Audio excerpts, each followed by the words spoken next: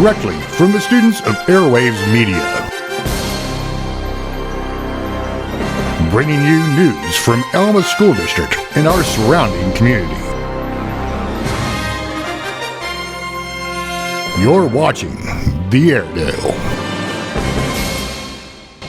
Welcome to The Airedale. I'm Abigail Spencer. And I'm Ben Mitchell. Today we'll be covering the foreign exchange program, information about financial aid for seniors planning to attend college, and keeping a good diet while traveling to away games with sports, plus much, much more coming up on The Airedale. From the 14th to the 18th of October, National School Lunch Week has been celebrated all over the country. But what's the deal with all of these meals? Abigail Spencer is here to serve us up on this topic. In 1962, President John F. Kennedy created the National School Lunch Week to promote healthy nutrition for kids.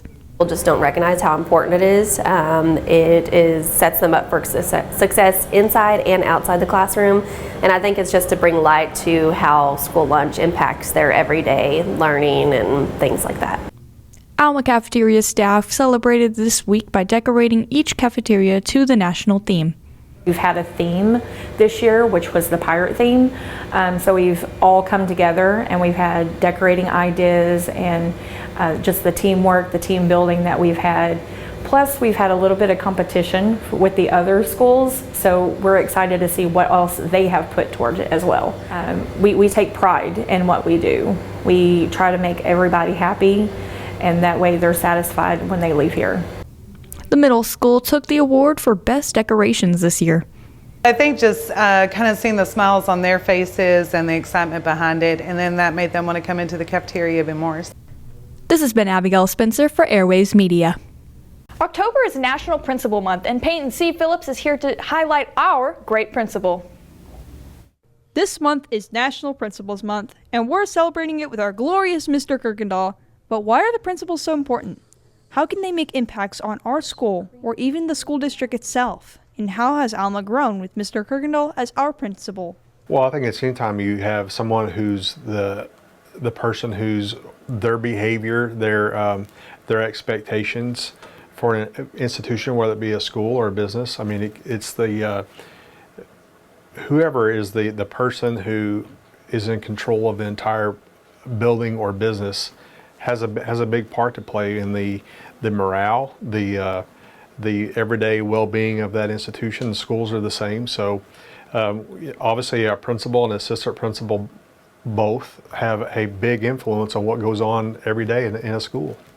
Well, I think relationships is the key piece when it comes to being a principal. There's so many different daily decisions. There are so many requirements, expectations, that it can be quite overwhelming. But if you have good relationships and you just try to do right by people, it makes the school a whole lot better place in all respects. So, my biggest I'd say my overarching motto is just try to do right by people. Try to do right, make the best decisions, make moral and ethical decisions, hire good teachers, and have high expectations for teaching and learning. And in most cases, things work out really well. We're glad that Mr. Kirkendall is our principal here at Alma High School. And here at Alma High School, make sure to appreciate your principal at whatever school you're attending and or have attended. This has been Peyton C. Phillips for Airwaves Media. At the beginning of the year, you may have seen some new faces you didn't recognize or heard some international accents from students at the school. These are our foreign exchange student program. Hosted by Madam Parham, Sarah Nutt is here to give you a world tour of this organization. Foreign Exchange, a program where international students travel to America to experience American high school for 1 year. Here at Alma High School, our foreign exchange program is thriving, with several new exchange students coming in every year. Madam Parham, who hosts the Foreign Exchange Club, explains how this program impacts the people at Alma High School. So I think the students here really benefit from that. I think they benefit from the enjoyment of being in a different high school for a year, making new American friends and contacts, and having a new connection and new family in a foreign country. A few of the foreign exchange students from this year have their own input on their experiences as well. I've lived in Berlin for my whole life, and in general, just being somewhere else, experiencing new things, new culture, doing other stuff, meeting new people, I really like that. Food is the biggest culture shock because it's completely different from what we have in Italy. Get used to all the new things, the culture in general, the language. Starting on Halloween, Madam Parham will be hosting special RTI sessions where foreign exchange students present slideshows about their home culture. If you're interested, this can be your opportunity to ask them questions about their home lives. This has been Sarah Nutt with Airwaves Media. There are many different clubs at Alma High School, but one provides technological challenges. Here's Joe Rutherford and Jackson Belt with some thought-provoking information on this mind-opening organization. TSA recently has had sign-ups for who is going to be in it. TSA has numerous branches you can do that help you develop new skills and a new mindset. Let Mrs. Parker tell you more. TSA stands for Technology Student Association. It is a nationwide student organization for students who are interested in going into the STEM fields. They're able to showcase all of the skills that they learn throughout their classes, and even if they're not in the class in the pre-engineering program, they can still participate and showcase their STEM skills. All types of people can get into TSA and can even make it to nationals if they're good enough. TSA holds annual competitions each year for the different parts of it. So we go and we compete at a state competition, and the events that students can compete in range from architecture design to video game design to fashion design. Only takes a few groups of people to nationals each year, and it depends on what type of project you do. In very popular projects, not much people get to participate. But in not so popular projects, like music production, then almost every team gets to go. No, certain events are like top 3 in the state can go, and then some of them are per chapter. So they have to either be top 3 or be one of the ones in the chapter to go. The chapter is the club itself, so the group of students is called a chapter.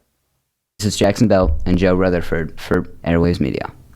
Alma High School has many club activities, and Quiz Bowl is one among many. Devin Reed takes an intriguing look into this quizzical activity. Quiz Bowl is one of the clubs here we have at Alma High School for our students. Now, let's take a closer look and follow up some questions you all may have about Quiz Bowl. Quiz Bowl is a team-based competition where we compete against other schools. You can be asked questions from history to math to literature, and at the end of the year we get a regional and state tournament to see how we did. Mr. Edwards has been the head coach for our Quiz Bowl team now for 3 years. Let's get a closer look on his experience and expectations from these past few years. It's been very, very fruitful and enjoyable because I came here and these kids had an expectation, and I wanted to let them know they can be successful, let them know they're just as smart as other schools, and they've proven that. We went to state last year, we did well. We've also been very successful in our regional tournaments, and I think that culture is changing because of the kids I have as seniors now.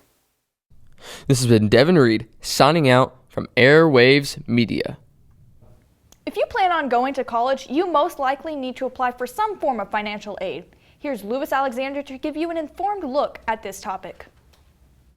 Financial aid refers to the momentary assistance provided to students to help cover the cost of education, including tuition fees, books, and living expenses.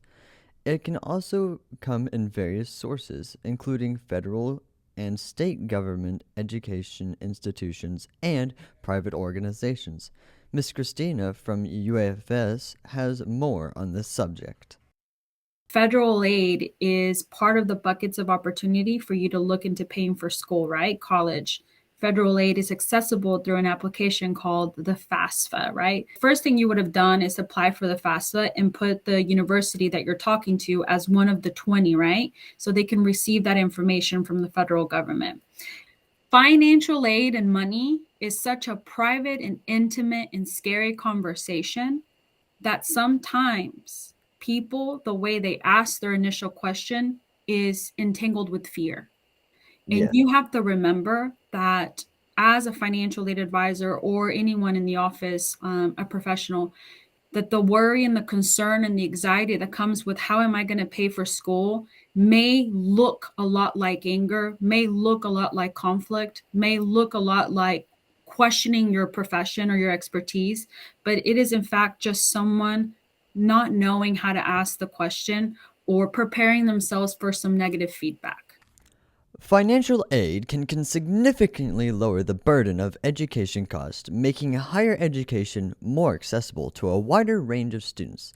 This is Louis Alexander with Airwaves Media. Thank you for watching. Spooky season is here, which involves more spooks in different mediums, and that means new books in the AHS library. Jared Canada and Russell Boulay are here to deliver the spooks for this year. The Alma Library has some new books themed with horror and beloved classics such as H.P. Lovecraft and more. Crime type novels, mystery novels by Karen McManus, set at boarding schools. There's a murder mystery involved, and they're really, really popular. These are great. And then you could also go classic with like The Haunting of Hill House by Shirley Jackson. We have Edgar Allan Poe. We have H.P. Lovecraft, other classic horror writers. And then we even have this one called Clown in a Cornfield, which sounds like an absolute nightmare to me, but it's been pretty popular, and a sequel just came out to this year. This is Jared Canada and Russell Boulay from Airwaves Media. In a spot near Dyer, a spooky scenario happens to those who drive on Ridge Road. But what is that exact scenario? Kenton Huggins is here to bust this mystery, or does he?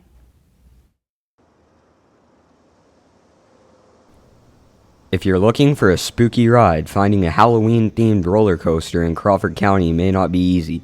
But what about a spooky ride in the vehicle you ride in every day? I spoke to Lonnie Robbins about Gravity Hill, a mysterious overpass in Dyer. There have been a few theories behind the hill, but here are the two common ones most people have heard. The four major stories is that, the two the news covered are there was a football team traveling on the interstate and the bus broke down. And they went to the house for help. There used to be an abandoned house there that's been tore down since. They went to the house for help, and they ended up getting killed by the owner, so they push you away from the house. The second story is pretty similar, is that a school bus from school, the children in the bus going to school or from school crashed, went to the house for help, and they all got killed that way. So they were pushed away from the house there. The kids are pushing you from the house there.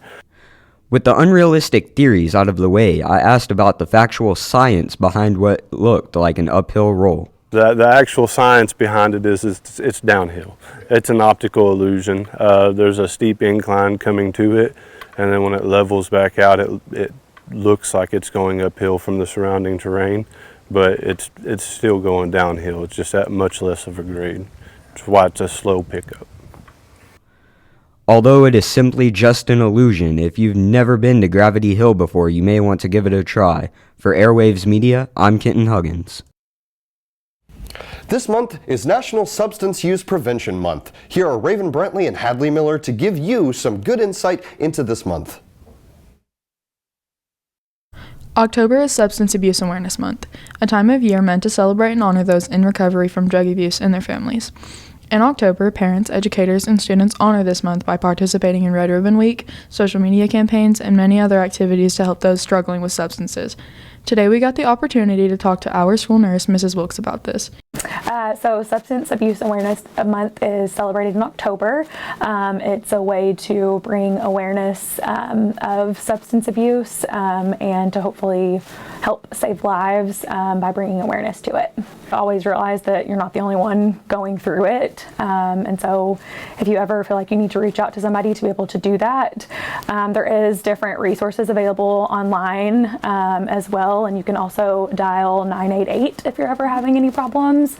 That's a confidential crisis line that can be used. So yeah, definitely just always feeling like you are not alone and that you can always reach out for help. If you or someone you know is struggling with substance abuse, you can find help at findsupport.gov or call 1-800-662-4357. For Airwaves Media, this is Raven Brantley and Hadley Miller. Vaping is quite a bad habit that many teens develop because there can be metals and chemicals that can damage your lungs. Peyton Griffith has more on staying away from the dangers of vaping. Vaping is an addiction that can lead to other addictions and is common among middle schoolers and high schoolers all across the United States. Here is what Jaden Smith thinks about vaping. I think vapes are very addicting because once you get a single hit off one, it's like you can't ever not do it. It's just you think it's something that you need and you really don't need it. But According to the CDC, around 1.63 million students in the United States across middle school and high school use e-cigarettes. But is Dr. Reeves even surprised about this? Because e-cigarettes, vapes have been marketed towards teens. From whenever they first began with Juul and then to the disposable vapes you have, there's a reason why they are fruit flavored or mint flavored and not tobacco flavored, because kids like that. And so they're marketed towards teenagers because they know that they can sell these and they can sell them in abundance to teenagers. And the thing about vapes too is they have about 15% more nicotine in them than what a cigarette does. Vaping is one of the many addictions that have a large influence on our youth. This has been Peyton Griffith from Airwaves Media. A drill everyone needs to keep in mind for the future at Alma High School is the tornado drill. Here are Isaiah Burris and Zachary Gwynn to give you more information on the tornado drill. When it comes to having a tornado drill, kids and even adults need to remain calm and recognize that it's just a drill and stay silent as if it was the real deal. Mainly kids need to remain silent because there will be more than them than there are adults. 4 times a year, we do a couple in the fall, a couple in the spring. Usually those are scheduled. We'll always wait for someone to audibly say what to do over the intercom. That's important with any drill we do. Practice tornado drills so that everyone is ready and know where to go. When people aren't quiet, when there is an actual tornado, nobody will be able to hear where they should be heading. Same with people not being calm. It could lead to someone either getting lost or breaking down because of all the screaming. So everyone should remain quiet and calm. The reason we do it if you do it at the same time, you're always in the same area, so you may just have that familiar route. You want to be able to know that you can access a safe room from wherever you are on campus. So we do that for location purposes, and also so you're familiar with the sound of the alarm and the procedure, because if you don't want to wing it when the time comes. This is Zachary Gwynn and Isaiah Burrs with Airwaves Media. In a general sense, the ability to hear and speak is taken for granted. Here's Ben Mitchell giving us a hand with understanding the importance of sign languages. Throughout all of human history, one thing that has remained constant is the simple fact that humans must communicate, even those who can't hear others, and even those who don't have the ability to speak in the first place. One way they've learned to do so is through speaking in a more visual way, with their hands. There are even people who aren't deaf learning sign language as well. So I've been learning sign language for about 1 year by now, and I've learned it with my friend Marty. I began learning sign language because it's very important in deaf communication, and my cousin is actually deaf. I think that sign is very important in deaf communication, and I find sign particularly interesting, and it's fun to learn with my friend. Overall, learn sign language. Not only is it one of the most aesthetically pleasing languages, being the only type of language that uses exclusively hands to perform, but also, hey, these people exist, These are people you're going to be interacting with throughout your life, so if there's a better way that you can communicate with them to make it easier on both parties, why not? This has been Ben Mitchell with Airwaves Media telling you that mouths aren't the only way to speak. Technical Theater is an exciting program for theater nerds who enjoy being behind the scenes working on props, doing makeup, working lights, and building spooky sets. Carter Down is here to shine a light on this topic. The theater shows are some of the most anticipated events for the school, but it takes a lot of work to make them possible. The main contributors of making these shows you would think are the actors, but no, it is tech theater. But what even is tech theater, and what all do they do? Here's Mr. Sellers to tell you. Tech theater is a small word or group of words that mean a lot. It's an umbrella statement, and it's everything that when you see a production, it's everything you don't see on top of all the things you do see, smell, hear, feel, all those things. So if we didn't have tech theater, it would just be an actor on stage doing absolutely, like just speaking words or whatever. But anytime that you can see him because of the lighting, that's tech theater. Whenever you can hear him because of the microphone, that's tech theater. Or the makeup he's wearing, the costume the person's wearing. It could be the set behind them or the backdrops. All of that is tech theater. It's all the stuff that you don't really see, but it makes the show possible, makes the show interesting to watch. When you watch the shows, you see ginormous props and extravagant backgrounds. But how are they made?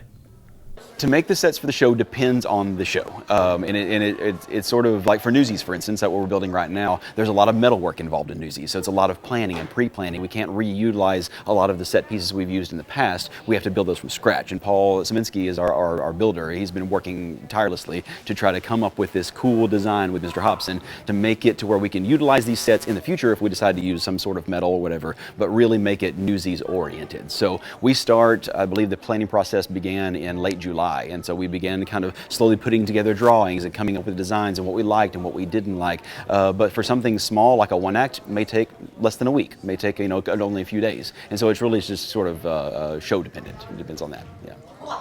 This has been Carter Downs with Airwaves Media. Everyone knows the pride of Alma for our marching band, but what does being in the marching band entail? Abram Allen and JB McCubbin take a look at the Alma Marching Band. Marching season is coming to an end, and after a great season of shows and competitions, the pride of Alma Marching Band has made it to state. The students have shown impressive displays of skill and musical talent. Here's Mr. Myers with more information about previous and upcoming competitions. To qualify for the state contest on November the 5th, we had our region assessment this past Tuesday at Northside High School in Fort Smith. We received a superior rating from all judges, and that allows us to move on to the state contest. Joined by the Color Guard and many other organizations within the school, the marching band has been phenomenal this marching season. This past Saturday, we participated in the War Eagle Classic at Rogers Heritage High School. We finished 4th overall, and we were the best band in our class. And then on Tuesday night, we participated in the Region 8 marching assessment held at Northside High School. We received a superior rating from all judges, and that allows us to participate in the Arkansas State Marching Contest on Tuesday, November the 5th at War Eagle Stadium in Little Rock. After the exciting games performances, the band has had a great time this year. We cannot wait for next season. This has been Jamie McCubbin and Abram Allen from Airwaves Media. During the school year, Alma has many sporting events located throughout the state of Arkansas and beyond. But how can students keep a balanced diet while on the road? Here's Stetson Goodson with this valuable information. Everyone struggles with keeping a balanced diet, but while on the road, it's even harder to keep a balanced diet. So here are some changes you can make to help keep a balanced diet when traveling. Changes you can make to try to eat a little bit healthier, that you can reduce those unwanted calories and foods that will contribute to overall poor health. Instead of ordering the largest food size that you can get, you might try getting just the burger or just the chicken or a smaller meal and add on something fresh like a baked potato, a side salad. Some more information is just keep an eye on your calorie intake and keep in mind what options are healthier. This has been Stetson Goodson from Airwaves Media. Mascots are a tried and true tradition for schools around the country. Recently, the endearing mascot at Alma, Scruffy, has been looking a little less scruffy than usual. Here's Jace Coleman to let the dog out of the bag and tell us why. Everybody knows the name. Everybody knows his name. It's Scruffy, our beloved and faithful mascot for years. The new costume that we got and the old costume look very similar, which is a good thing so that we can still preserve Scruffy and everything that he embodies. Battle of the Bone, unfortunately, was the last game that the old Scruffy went to, as he's now retired, after serving as Alma's mascot for 12 years. Here's Coach Law to tell us about this new top dog. So you'll have to come to some of the games to find out, but Scruffy always has something new up his sleeve, so you'll have to wait and see. So we always want to treat Scruffy with kindness. We should never punch Scruffy or try and pull his tail or anything like that. So always make sure to treat Scruffy with the kind of kindness that you would expect someone to treat you with. I'm Jace Coleman with Airwaves Media. An Alma High School student won at the Crawford County Fair, but what exactly did she win for? Alayla Barlett and Carver Rushing are sewing the details together for us. As the state fair came and went, a student here at Alma High School won a purple ribbon for her quilt. This is Emily Graves talking about what it took to prepare and get her into the fair. I mean, I made the quilt and then my mom was like, hey, that's really good, especially for a first project. Why don't you enter in the fair? And I said, okay. Excited to receive a purple ribbon because I'm super proud of the quilt and I think it's a big deal that I got that thing. Congratulations to Emily Graves for winning a purple ribbon. This is Carver and Alayla with Airwaves Media. Thanks for watching this episode of the Airedale. Don't forget to subscribe to our YouTube channel and follow all of our social medias at Airwaves Media. And as always, Go Airedales! Airedales!